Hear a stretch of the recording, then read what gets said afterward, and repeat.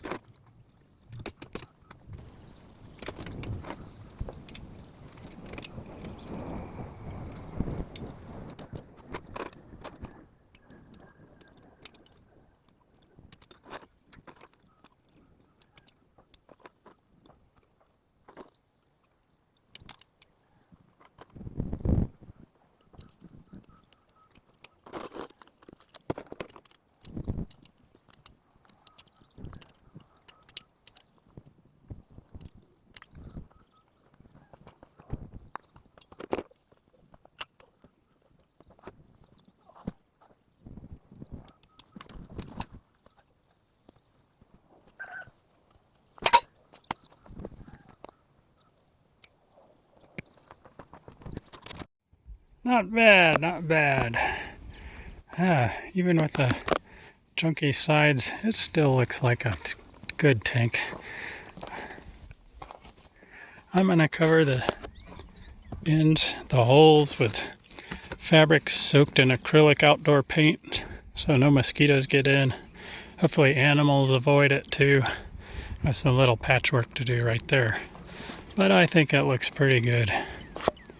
What do you think? What could I do differently, or how could I improve this going forward?